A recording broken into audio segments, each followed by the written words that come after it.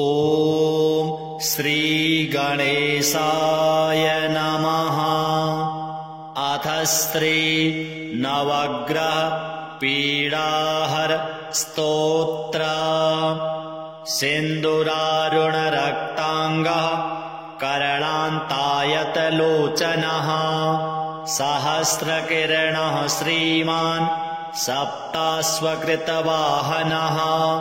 गभस्तिमाली भगवान् शिवपूजापरायणः करोतु मे महाशान्तिं ग्रहपीडां व्यपोहतु जगदाप्यायनकरो ह्यमृताधारशीतलः सोमः सौम्येन भावेन ग्रहपीडां व्यपोहतु पद्मरागनिभाङ्गेन करिपिङ्गललोचनः अङ्गारकः शिवे भक्तो रुद्रार्चनपरायणः रुद्रसद्भावसम्पन्नो रुद्रध्यानैकमानसः ग्रहपीडां भयं सर्वं विनाशयतु मे सदा कुङ्कुमच्छविदेहेन चारुद्युत्करतः सदा शिवभक्तो बुधः श्रीमान् ग्रहपीडां व्यपोहतु धातु चामीकरच्छायः सर्वज्ञानकृतालयः बृहस्पतिः सदा कालम् ईशानार्चनतत्परः सोऽपि मे शान्तचित्तेन परमेण समाहितः ग्रहपीडां विनिर्जित्य करोतु विजयं सदा हिमकुन्देन्दुतुल्याभः सुरदैत्येन्द्रपूजितः शुक्रः शिवार्चनरतो ग्रहपीडां व्यपोहतु भिन्नाञ्जनचयच्छायः संरक्तनयनद्युतिः शनैश्चरः शिवे भक्तो ग्रहपीडां व्यपोहतु नीलाञ्जननिभः श्रीमान् सैहिकेयो महाबलः शिवपूजापरो राहुर्ग्रहपीडा व्यपोहतु धूम्राकारो ग्रहकेतुः ऐशान्यां दिशि संस्थितः वर्तुलोऽतीव विस्तीर्णो लोचनैश्च विभीषणः पलाशधूम्रसङ्काशो ग्रहपीडापकारकः घोरदंष्ट्राकरालश्च करोतु विजयं मम खड्गखेटकहस्तश्च वरेण्यो वरदः शुभः शिवभक्तश्चाग्रजन्मा ग्रहपीडां व्यपोहतु एते ग्रहा महात्मानो महेशार्चनभाविताः शान्तिं कुर्वन्तु मे दृष्टाः सदा कालं हितैषिणः श्रीनवग्रह देवार्पणमस्तु। सिन्दूरारुणरक्ताङ्गः करणान्तायतलोचनः सहस्रकिरणः श्रीमान् सप्ताश्वकृतवाहनः गभस्तिमाली भगवान् शिवपूजापरायणः करोतु मे महाशान्तिं ग्रहपीडां व्यपोहतु जगदाप्यायनकरो ह्यमृताधारशीतलः सोमः सौम्येन भावेन ग्रहपीडां व्यपोहतु पद्मरागनिभाङ्गेन करिपिङ्गललोचनः अङ्गारकः शिवे भक्तो रुद्रार्चनपरायणः रुद्रसद्भावसम्पन्नो रुद्रध्यानैकमानसः ग्रहपीडां भयं सर्वं विनाशयतु मे सदा कुङ्कुमच्छविदेहेन चारुद्युत्करतः सदा शिवभक्तो बुधः श्रीमान् ग्रहपीडां व्यपोहतु धातु चामीकरच्छायः सर्वज्ञानकृतालयः बृहस्पतिः सदा कालम् ईशानार्चन तत्परः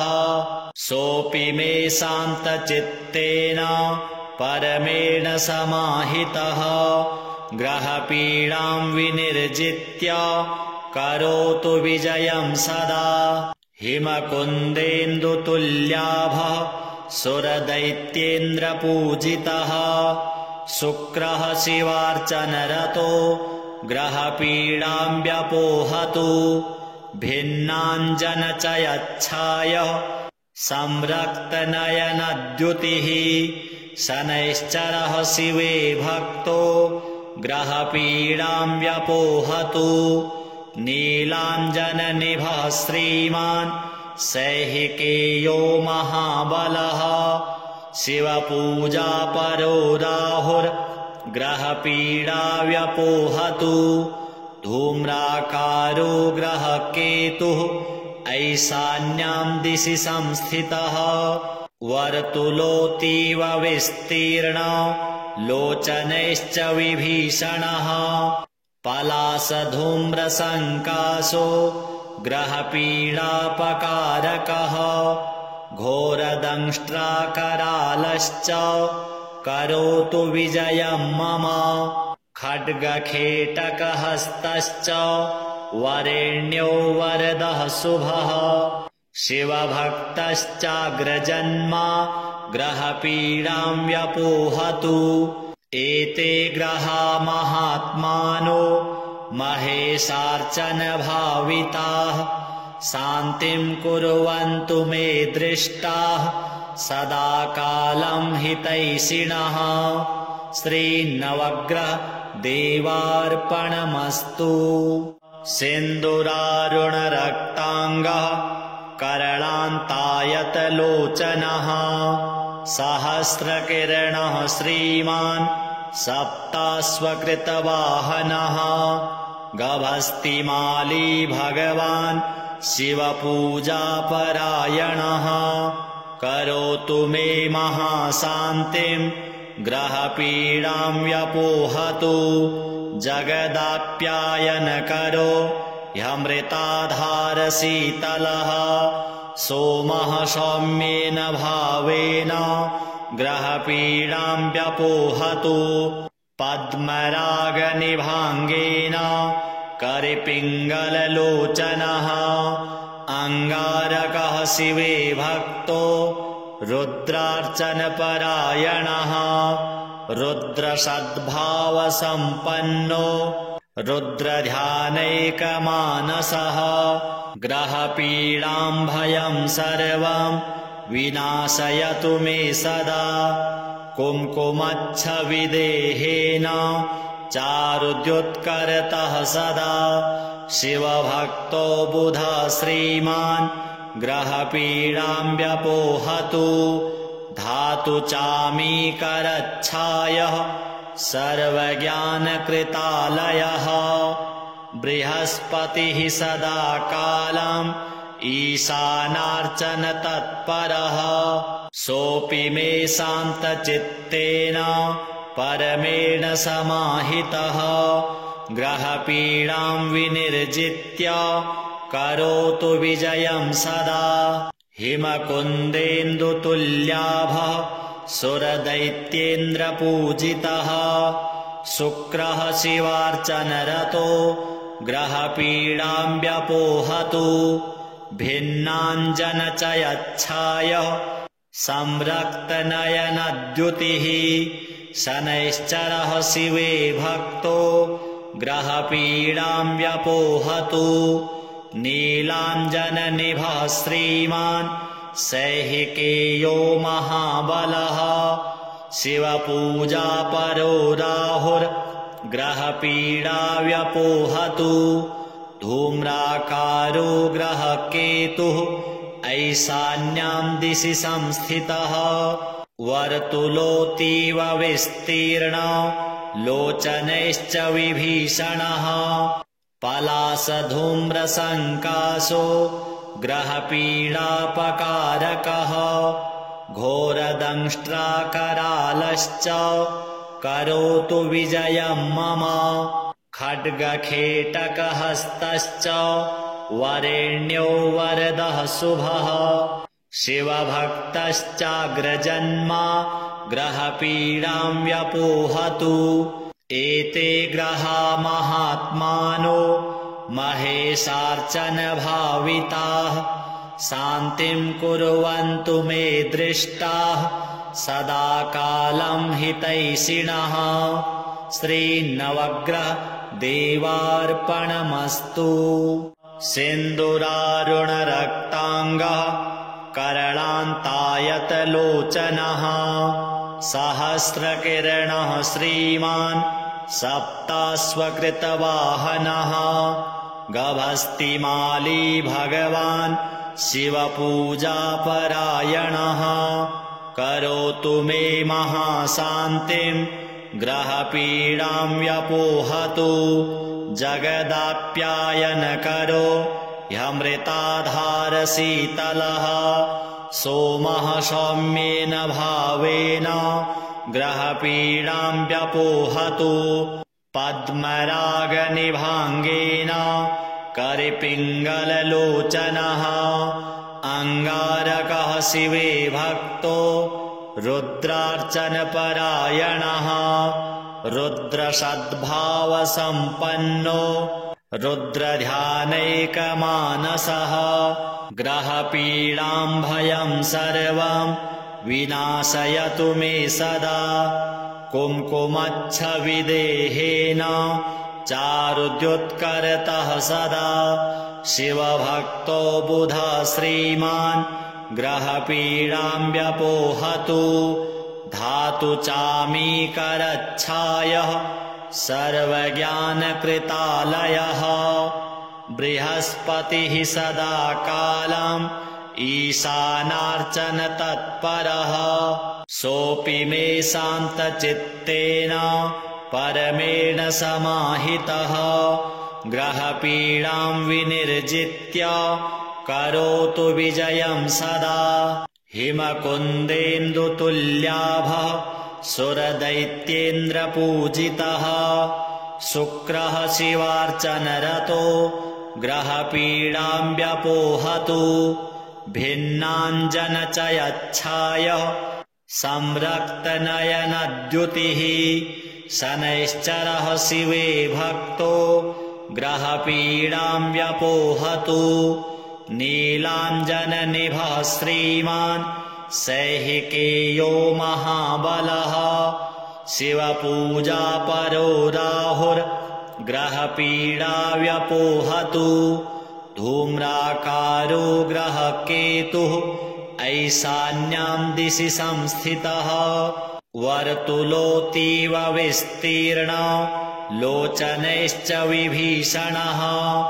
पलासधूम्रसङ्कासो ग्रहपीडापकारकः घोरदंष्ट्राकरालश्च करोतु विजयं मम खड्गखेटकहस्तश्च वरेण्यो वरदः शुभः शिवभक्तश्चाग्रजन्मा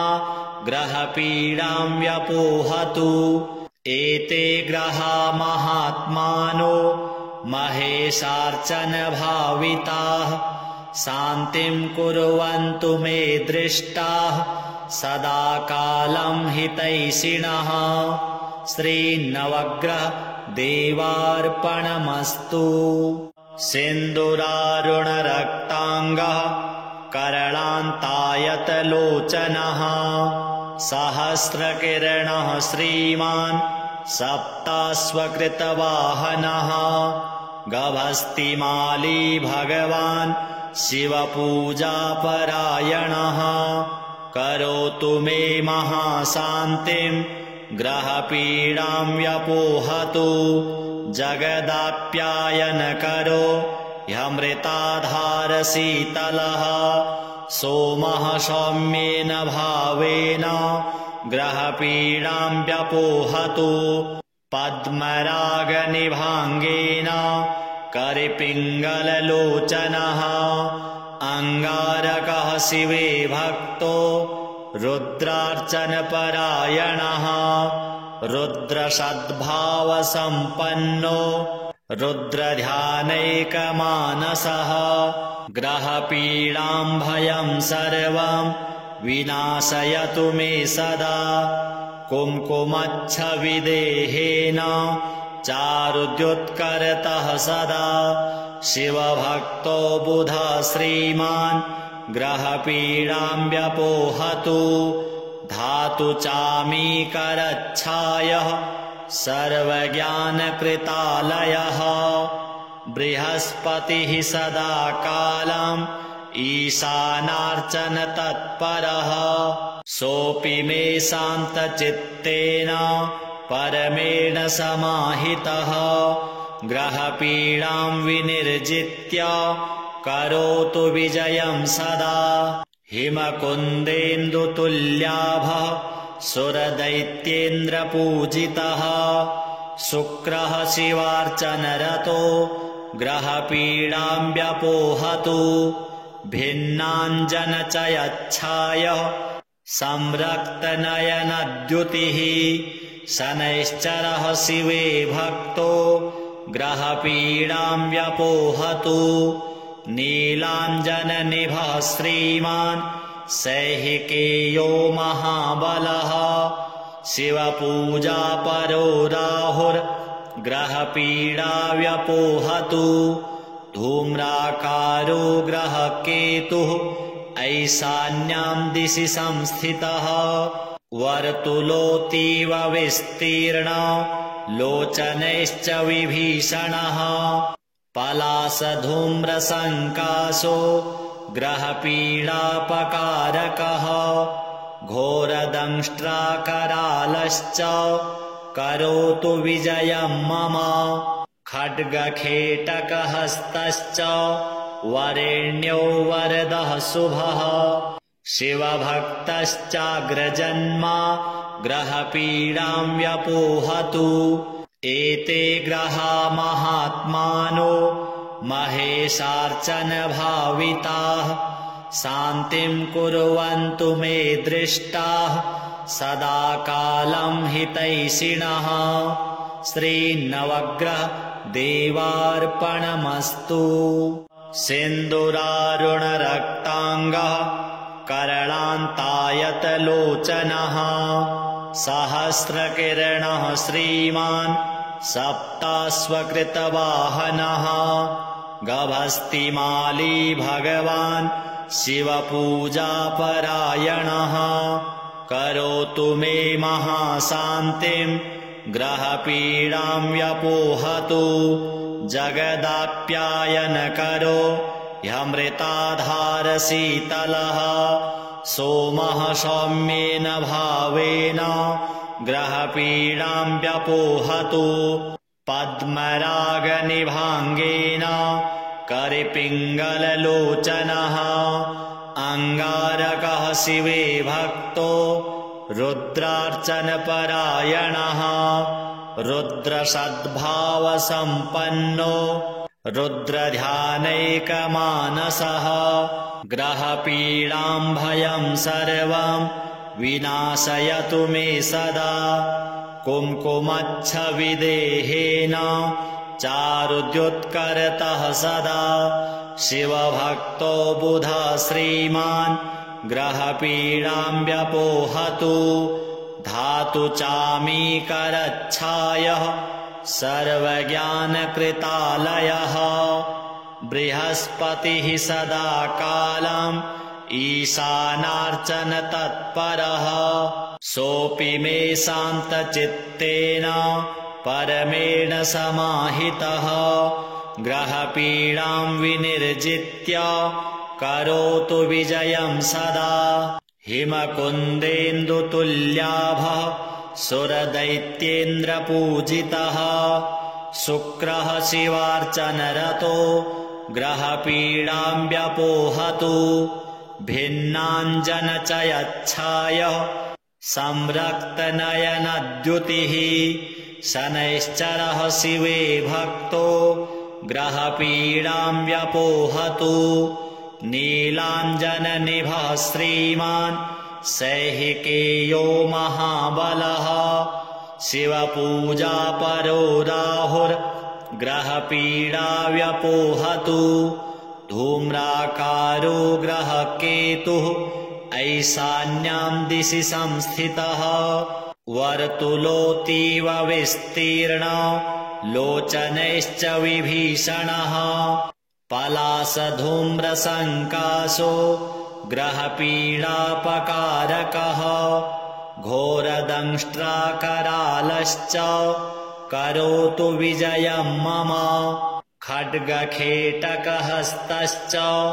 वरेण्यो वरदः शुभः शिवभक्तश्चाग्रजन्मा ग्रहपीडां व्यपोहतु एते ग्रहा महात्मानो महेशार्चनभाविताः शान्तिं कुर्वन्तु मे दृष्टाः सदा कालं हितैषिणः श्रीनवग्रह देवार्पणमस्तु सिन्दूरारुणरक्ताङ्गः करणान्तायतलोचनः सहस्रकिरणः श्रीमान् सप्ताश्वकृतवाहनः गभस्तिमाली भगवान् शिवपूजापरायणः करोतु मे महाशान्तिं ग्रहपीडां व्यपोहतु जगदाप्यायनकरो ह्यमृताधारशीतलः सोमः सौम्येन भावेन ग्रहपीडां व्यपोहतु पद्मरागनिभाङ्गेन करिपिङ्गललोचनः अङ्गारकः शिवे भक्तो रुद्रार्चनपरायणः रुद्रसद्भावसम्पन्नो रुद्रध्यानैकमानसः ग्रहपीडां भयं सर्वं विनाशयतु मे सदा कुङ्कुमच्छविदेहेन चारुद्युत्करतः सदा शिवभक्तो बुधा श्रीमान् ग्रहपीडां व्यपोहतु धातु चामीकरच्छायः सर्वज्ञानकृतालयः बृहस्पतिः सदा कालम् ईशानार्चनतत्परः सोऽपि मे शान्तचित्तेन परमेण समाहितः ग्रहपीडां विनिर्जित्य करोतु विजयं सदा हिमकुन्देन्दुतुल्याभः सुरदैत्येन्द्रपूजितः शुक्रः शिवार्चनरतो ग्रहपीडां व्यपोहतु भिन्नाञ्जनचयच्छायः संरक्तनयनद्युतिः शनैश्चरः शिवे भक्तो ग्रहपीडां व्यपोहतु नीलाञ्जननिभः श्रीमान् सैहिकेयो महाबलः शिवपूजापरो राहुर्ग्रहपीडा व्यपोहतु धूम्राकारो ग्रहकेतुः ऐशान्यां दिशि संस्थितः वर्तुलोऽतीव विस्तीर्ण लोचनैश्च विभीषणः पलाशधूम्रसङ्काशो ग्रहपीडापकारकः घोरदंष्ट्राकरालश्च करोतु विजयं मम खड्गखेटकहस्तश्च वरेण्यो वरदः शुभः शिवभक्तश्चाग्रजन्मा ग्रहपीडां व्यपोहतु एते ग्रहा महात्मानो महेशार्चनभाविताः शान्तिं कुर्वन्तु मे दृष्टाः सदा कालं हितैषिणः श्रीनवग्रह देवार्पणमस्तु सिन्दूरारुणरक्ताङ्गः करणान्तायतलोचनः सहस्रकिरणः श्रीमान् सप्ताश्वकृतवाहनः गभस्तिमाली भगवान् शिवपूजापरायणः करोतु मे महाशान्तिं ग्रहपीडां व्यपोहतु जगदाप्यायनकरो ह्यमृताधारशीतलः सोमः सौम्येन भावेन ग्रहपीडां व्यपोहतु पद्मरागनिभाङ्गेन करिपिङ्गललोचनः अङ्गारकः शिवे भक्तो रुद्रार्चनपरायणः रुद्रसद्भावसम्पन्नो रुद्रध्यानैकमानसः ग्रहपीडां भयं सर्वं विनाशयतु मे सदा कुङ्कुमच्छविदेहेन चारुद्युत्करतः सदा शिवभक्तो बुधः श्रीमान् ग्रहपीडां व्यपोहतु धातु चामीकरच्छायः सर्वज्ञानकृतालयः बृहस्पतिः सदा कालम् ईशानार्चनतत्परः सोऽपि मे शान्तचित्तेन परमेण समाहितः ग्रहपीडां विनिर्जित्य करोतु विजयं सदा हिमकुन्देन्दुतुल्याभः सुरदैत्येन्द्रपूजितः शुक्रः शिवार्चनरतो ग्रहपीडां व्यपोहतु भिन्नाञ्जनचयच्छायः संरक्तनयनद्युतिः शनैश्चरः शिवे भक्तो ग्रहपीडां व्यपोहतु नीलाञ्जननिभः श्रीमान् सैहिकेयो महाबलः शिवपूजापरो राहुर्ग्रहपीडा व्यपोहतु धूम्राकारो ग्रहकेतुः ऐशान्यां दिशि संस्थितः वर्तुलोऽतीव विस्तीर्णो लोचनैश्च विभीषणः पलासधूम्रसङ्काशो ग्रहपीडापकारकः घोरदंष्ट्राकरालश्च करोतु विजयं मम खड्गखेटकहस्तश्च वरेण्यो वरदः शुभः शिवभक्तश्चाग्रजन्मा ग्रहपीडां व्यपोहतु एते ग्रहा महात्मानो महेशार्चनभाविताः शान्तिं कुर्वन्तु मे दृष्टाः सदा कालं हितैषिणः श्रीनवग्रह देवार्पणमस्तु सिन्दूरारुणरक्ताङ्गः करणान्तायतलोचनः सहस्रकिरणः श्रीमान् सप्ताश्वकृतवाहनः गभस्तिमाली भगवान् शिवपूजापरायणः करोतु मे महाशान्तिं ग्रहपीडां व्यपोहतु जगदाप्यायनकरो ह्यमृताधारशीतलः सोमः सौम्येन भावेन ग्रहपीडां व्यपोहतु पद्मरागनिभाङ्गेन करिपिङ्गललोचनः अङ्गारकः शिवे भक्तो रुद्रार्चनपरायणः रुद्रसद्भावसम्पन्नो रुद्रध्यानैकमानसः ग्रहपीडां भयं सर्वं विनाशयतु मे सदा कुङ्कुमच्छविदेहेन चारुद्युत्करतः सदा शिवभक्तो बुधः श्रीमान् ग्रहपीडां व्यपोहतु धातु चामीकरच्छायः सर्वज्ञानकृतालयः। 「 बृहस्पतिः सदा कालम् ईशानार्चनतत्परः सोमः सौम्येन भावेन ग्रहपीडां व्यपोहतु भिन्नाञ्जनचयच्छायः संरक्तनयनद्युतिः शनैश्चरः शिवे भक्तो ग्रहपीडां व्यपोहतु नीलाञ्जननिभः श्रीमान् ग्रहपीडां व्यपोहतु धूम्राकारो ग्रहकेतुः ऐशान्यां दिशि संस्थितः वर्तुलोऽतीव विस्तीर्णो लोचनैश्च विभीषणः पलासधूम्रसङ्काशो ग्रहपीडापकारकः घोरदंष्ट्राकरालश्च करोतु विजयं मम खड्गखेटकहस्तश्च वरेण्यो वरदः शुभः शिवभक्तश्चाग्रजन्मा ग्रहपीडां व्यपोहतु एते ग्रहा महात्मानो महेशार्चनभाविताः शान्तिं कुर्वन्तु मे दृष्टाः सदा कालं हितैषिणः श्रीनवग्रह देवार्पणमस्तु सिन्दूरारुणरक्ताङ्गः करणान्तायतलोचनः सहस्रकिरणः श्रीमान् सप्ताश्वकृतवाहनः गभस्तिमाली भगवान् शिवपूजापरायणः करोतु मे महाशान्तिं ग्रहपीडां व्यपोहतु जगदाप्यायनकरो ह्यमृताधारशीतलः सोमः सौम्येन भावेन ग्रहपीडां व्यपोहतु नीलाञ्जननिभः श्रीमान् ईशानार्चन तत्परः सोऽपि मे शान्तचित्तेन परमेण समाहितः ग्रहपीडां विनिर्जित्य करोतु विजयं सदा हिमकुन्देन्दुतुल्याभः सुरदैत्येन्द्रपूजितः शुक्रः शिवार्चनरतो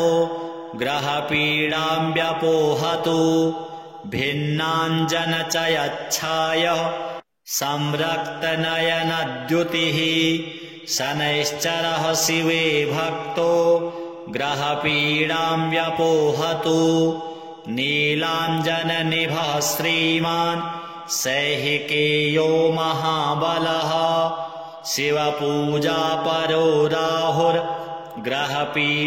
व्यपोहतु धूम्राकारो ग्रहकेतुः ऐशान्यां दिशि संस्थितः वर्तुलोऽतीव विस्तीर्ण लोचनैश्च विभीषणः पलासधूम्रसङ्काशो ग्रहपीडापकारकः घोरदंष्ट्राकरालश्च करोतु विजयं मम खड्गखेटकहस्तश्च वरेण्यो वरदः शुभः शिवभक्तश्चाग्रजन्मा ग्रहपीडां व्यपोहतु एते ग्रहा महात्मानो महेशार्चन भाविताः शान्तिं कुर्वन्तु मे दृष्टाः सदा कालं हितैषिणः श्रीनवग्रह देवार्पणमस्तु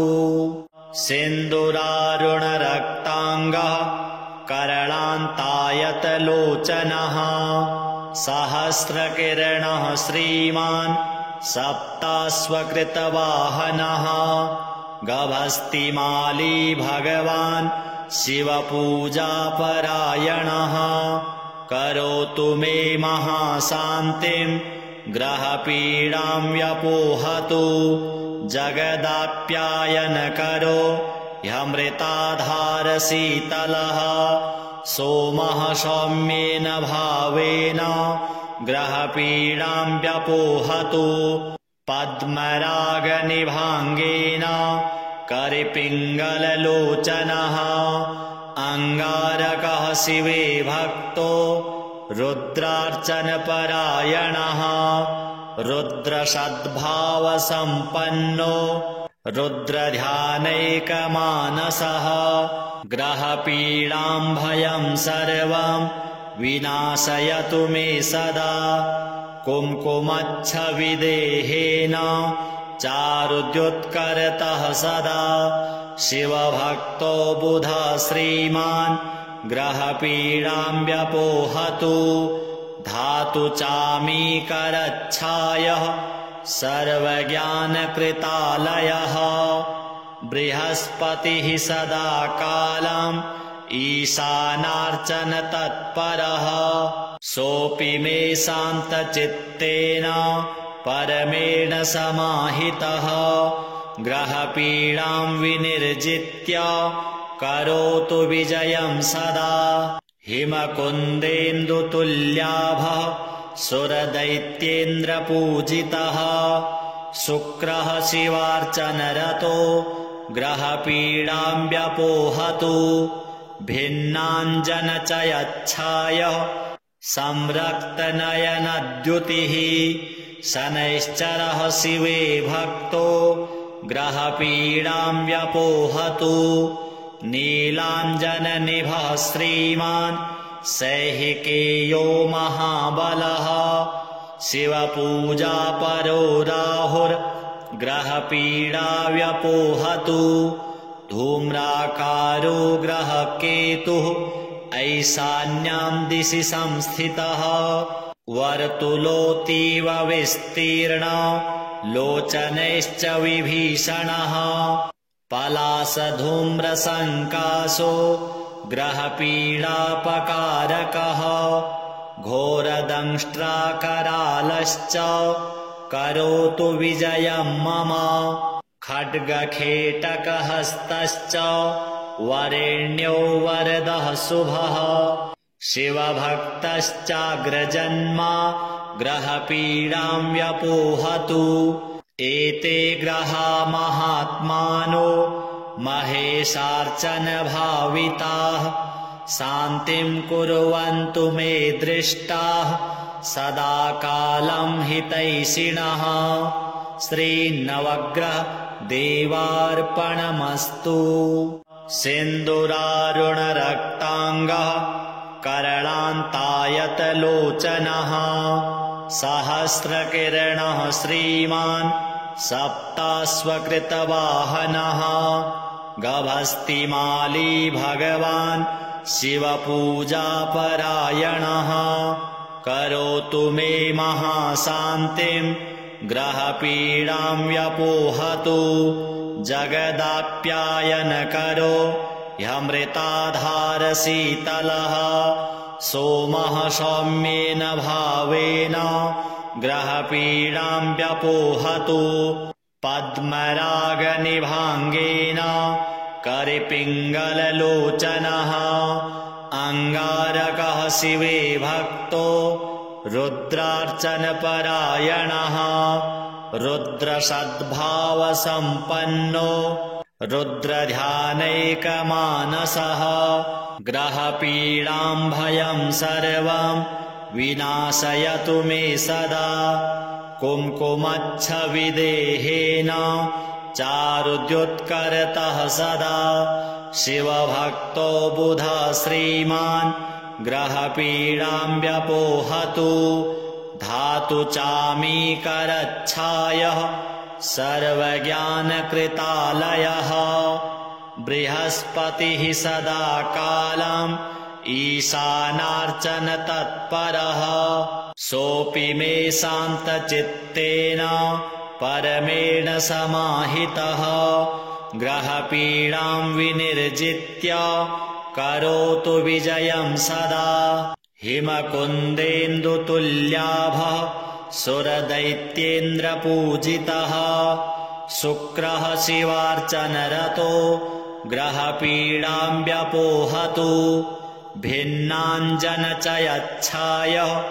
संरक्तनयनद्युतिः शनैश्चरः शिवे भक्तो ग्रहपीडां व्यपोहतु नीलाञ्जननिभः श्रीमान् सैहिकेयो महाबलः शिवपूजापरो राहुर्ग्रहपीडा व्यपोहतु धूम्राकारो ग्रहकेतुः ऐशान्यां दिशि संस्थितः वर्तुलोऽतीव विस्तीर्ण लोचनैश्च विभीषणः पलाशधूम्रसङ्काशो ग्रहपीडापकारकः घोरदंष्ट्राकरालश्च करोतु विजयं मम खड्गखेटकहस्तश्च वरेण्यो वरदः शुभः शिवभक्तश्चाग्रजन्मा ग्रहपीडां व्यपोहतु एते ग्रहा महात्मानो महेशार्चनभाविताः शान्तिं कुर्वन्तु मे दृष्टाः सदा कालं हितैषिणः श्रीनवग्रह देवार्पणमस्तु।